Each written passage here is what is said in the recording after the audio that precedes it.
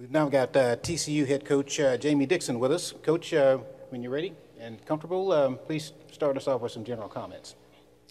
All right, good. Good to be here. See, everybody got their gift bags, I guess. Is that what they got up there? Excited about our group. Obviously, it's funny we talk about transfers and everybody talks about that, but I think we have the most returning scoring in the league. Returning, I think BYU is up there with us, but so I'd like to talk about our returning guys, 5 of them. All have played a lot of basketball, won a lot of games for us, and excited about them. 3 of them are here, Emmanuel, Jacoby, and Micah, and then Xavier and Chuck I wanted to bring along too, but I wasn't allowed to. So, but those are 5 guys that won a lot of games for us, and all kind of came in at the same time, you know, and we got better because of them. So, good group, a good core, and 5 transfers we got in the spring, and then we've got 2 great high school players too, and some great walk-ons. So I really like our team. We're working hard.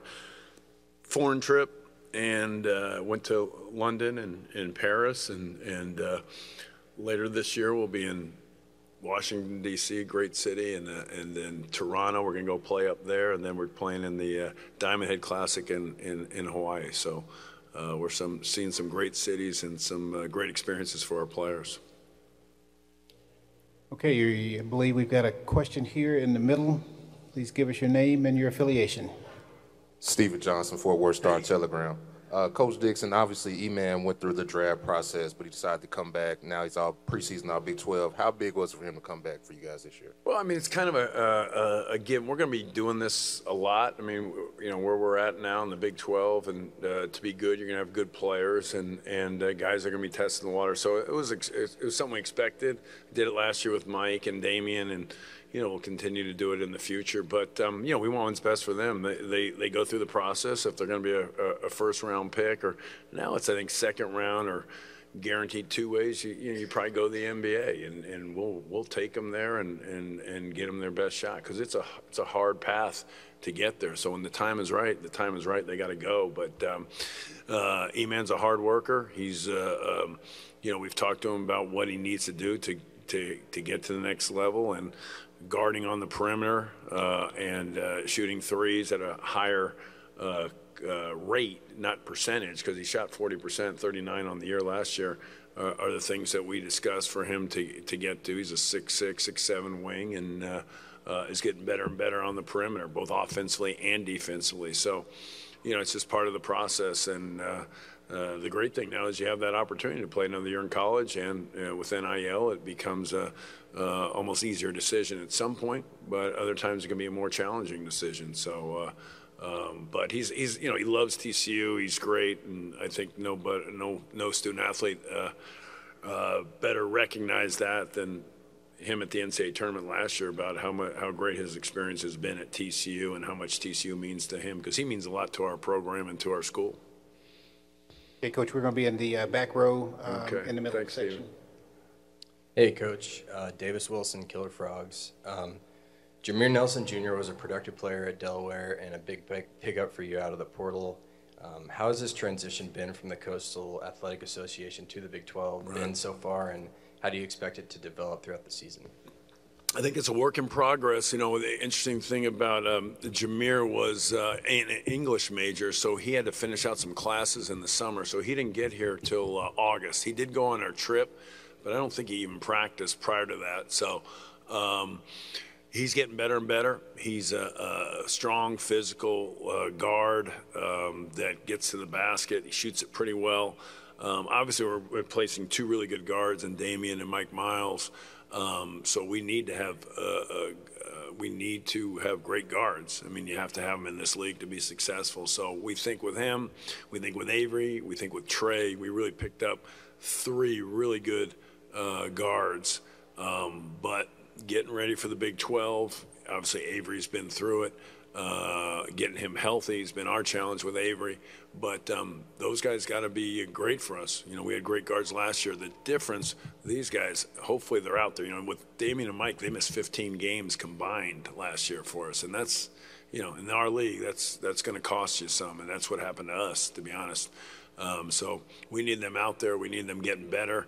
And they're certainly going to be, in my mind, it's not what they do in November. It's where they get to once conference play goes in January, February.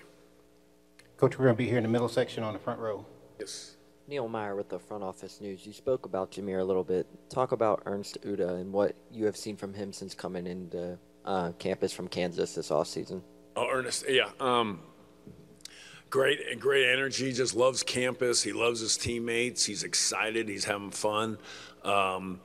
Defensively, he's what we needed. We felt we weren't where we needed to be defensively last year at that position. So we think there's a dramatic improvement there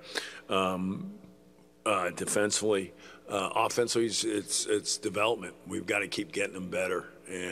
But his energy, his ability to run the floor, those are the things that really stand out, and his improvement in the time that he got there. He was a little late getting to us too, as well as the summer, but it's been a good transition for him. We were really excited. He's a great kid. He's having fun on campus, and really is he's probably going to be at the volleyball game tonight. He goes to all the volleyball games. He's just an outgoing kid. He's at the football games. He's really enjoys himself, and really a great part of our campus.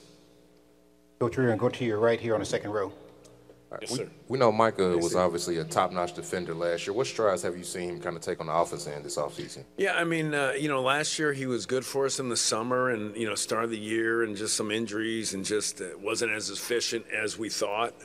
But I believe he's going to be that this year. And he was really good this summer. He's been out for about 3 weeks now with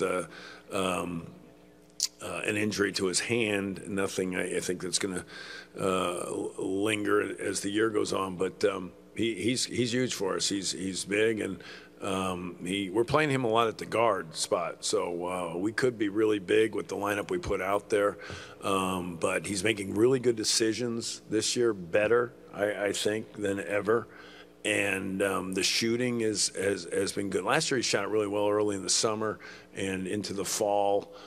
Injuries early, and then kind of didn't get back to it. But we really believe he's going to be very efficient this year. We really do believe it. I do believe it. So he's a big part of what we're trying to do. He's so versatile, defends, rebounds, and can get other guys shots and can make shots. He will make shots this year. Okay, we've got time for one or two more questions for Thank you, Stephen. Coach Dixon. Anybody interested? Let's go to the front row here in the middle.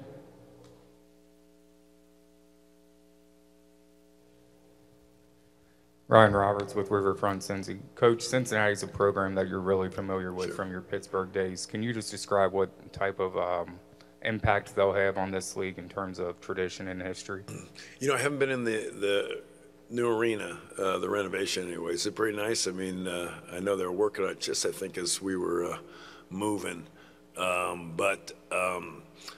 Just the history, basketball, is talking about, some of these schools, the history that goes way back. I do remember Oscar Robertson sitting courtside. I mean, how many schools can do that? Have maybe the greatest of all time sitting courtside. So the history of that place is remarkable basketball-wise. It's amazing. They love it, and I think it's a great addition to our league. We played a lot over there. I know there's a rivalry now. What's the name of the football game? What they call it, River City? Some kind of rivalry game. But we loved playing against them. Recruited over there a lot in Cincinnati. Never seemed to get a guy or beat them on a player. Either Xavier, Ohio State, or Cincinnati. But we did recruit over there a lot too. You familiar with the family ties between the two programs with their SIDs? The SID with Cohen's. Yeah, I was thinking of my guy here. Yeah, no, well aware. I know it's going to be a rivalry game in the Cohen household. Yes, well aware of it. And the other thing is I've gotten to know Coach Miller real well over the summer. who I saw him play. I did hold that against them, but I saw him play when he was at a prep school before. But we've been kind of good friends in the last 12 months or so in the meetings, and sitting in the rain at Rucker Park in the summer that Brett set up for us this summer. So yeah, I know about the Cohens and the rivalry. But remember. He grew up a Horned Frog. Let's remember now. He may be a Cincinnati Bearcat, but he grew up a Horned Frog. All right, Coach. Thank you very much.